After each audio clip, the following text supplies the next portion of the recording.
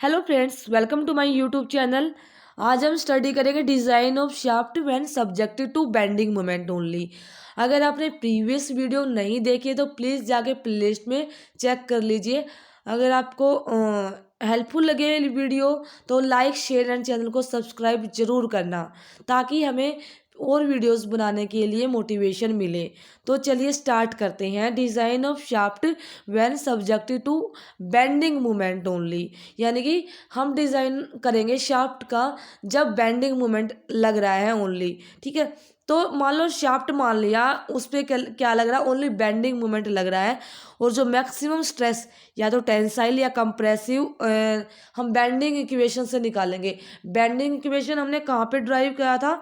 ये हमने ड्राइव किया था स्ट्रेंथ ऑफ मटेरियल सोम में बेंडिंग इक्वेशन का डेरिवेशन किया था। तो वो डायरेक्टली हम यूज़ करेंगे, बेंडिंग मोमेंट इक्वेशन यूज़ करेंगे, यानी कि बेंडिंग इक्वेशन यूज़ करेंगे।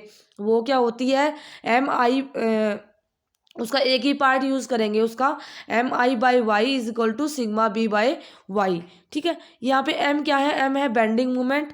आई क्या? Moment of inertia of the cross section of the shaft about the axis of the rotation, यानी कि ये हमारा शाफ्ट है, ये उसका cross section circular cross section है, ये एक्सिस है, यानी कि एक्सिस जहाँ पे रोटेट कर रहा है शाफ्ट, यानी कि इस एक्सिस के अबाउट में शाफ्ट रोटेट कर रहा है। तो एक्सिस ऑफ रोटेशन के अबाउट में मोमेंट ऑफ इनर्शिया, वो क्या हो जाएगा? आई। और सिग्मा बी क्या है? बेंडिंग स्ट्रेस है।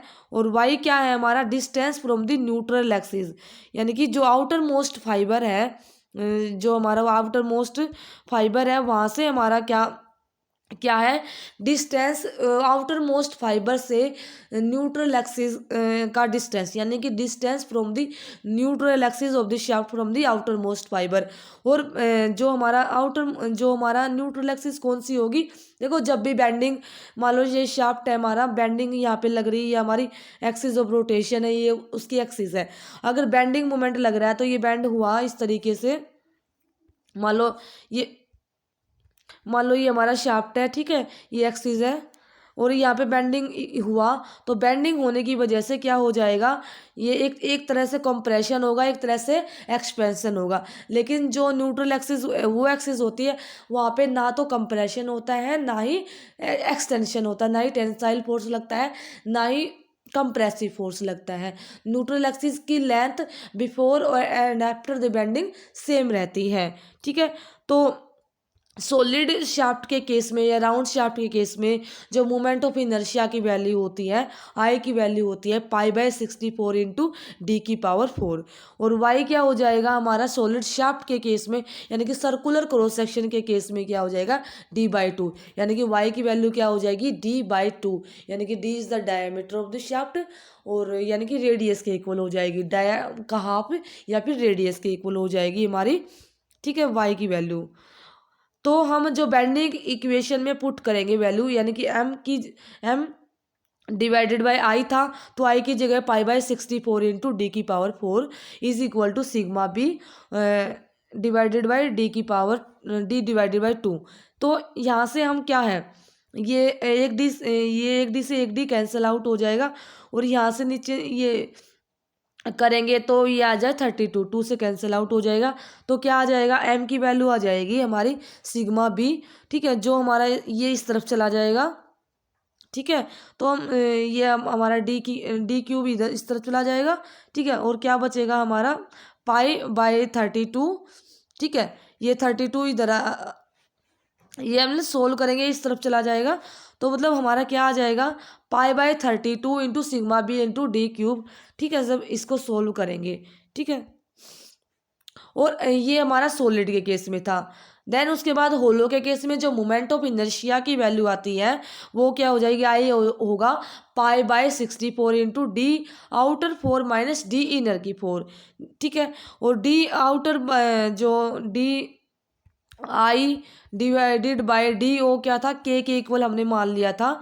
और वाई क्या होता है हमारा? जो होलो शाफ्ट के केस में डी आउटर बाय 4, यानी कि जो आउटर मोस्ट फाइबर है उसका लेते हैं, उससे डिस्टेंस लेते हैं ना हम, तो हमारा आ जाएगा डी आउटर बाय 2 इस तरीके से। ठीक है। तो डायरेक्टली ये जो मोमेंट ऑफ इनर्शिया आई की वैल्यू आएगी होलो शाफ्ट के केस में आएगी π/64 into D outer 4 into 1 - k⁴, ठीक है।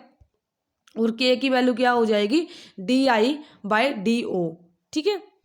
तो ये जो वैल्यू आई थी हमारी आई की, हम किस में पुट करेंगे, बेंडिंग इक्वेशन जो कि फर्स्ट हमने निकाली थी m/i is equal to σ/y, ठीक है। y की जगह क्या पुट करें do/2 और जो i की जगह पे ये वैल्यू पुट करेंगे, ठीक है। तो इसको सोल्व करेंगे, ठीक है। तो क्या आ जाएगा हमारा, ये आ जाएगा m is equal to π/32 into σv into D outer की पावर क्यूब और 1 - k⁴, ये आ जाएगा, ठीक है। ये कब आया हमारा बेंडिंग इक्वेशन, जब हमारा ओनली क्या लग रहा था, ओनली बेंडिंग मोमेंट लग रहा था शाफ्ट में। नेक्स्ट केस करेंगे नेक्स्ट क्लास में। अगर आपको वीडियो पसंद आई है तो हेल्पफुल लगी है तो please like share and channel को सब्सक्राइब जरूर करना, ताकि हमें और वीडियोस बनाने के लिए मोटिवेशन मिले। Thank you, have a nice day.